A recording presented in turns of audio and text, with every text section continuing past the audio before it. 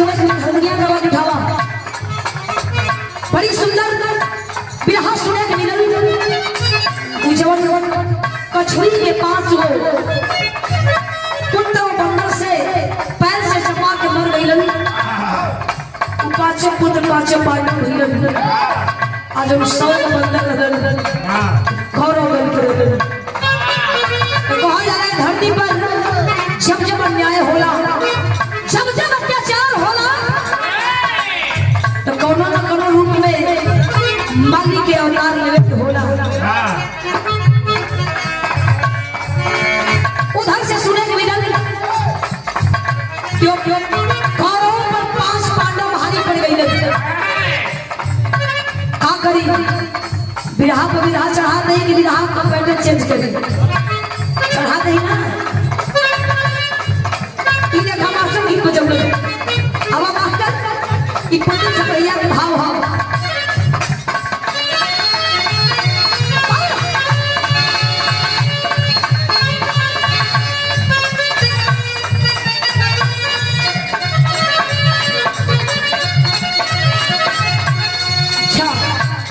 आई देखे के मिलल कि घराती पक्ष लोग बैठल रह गई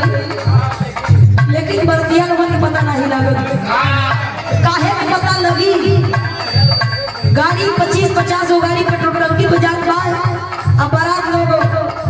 कोई डालू भट्टी के लोग जात बा ठीक लोग जात बा पे नाई वाली सुन ले तो लोग बैठ के सुने वाला नहीं है लोग मलिकार महोदय बारात माली के दीवारे से 25-50 गाड़ी लेके चली गई अब बारात में अइला के बाद भोर में खोजे लगा तो खाली 3 आदमी मिले हैं बारात की ओर से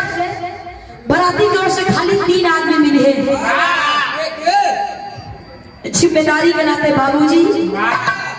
अब मजबूरी में बाबा अब फालतू में फूफा बकिया लोग हाथ मत चल देखबा जमाना कितना बदल गई पहले बारात में आवे तो गांव वाला के लोग अगल बगल के लोग खाना बना के बारात के लोगों के लोग खिया दे प्रेम से बैठा के लोग खिया दे 2 दिन तक बारात रुके जनवासा हो के दुल्हा के मौसा हो के मामा हो के चाचा हो के जीजा हो सब पर्चे करावे पहले नाचे वाले बाहर से आवत रहल खाना बनावे खातिर घर के लोग बनावे गांव पूरा मिल के लोग बनावे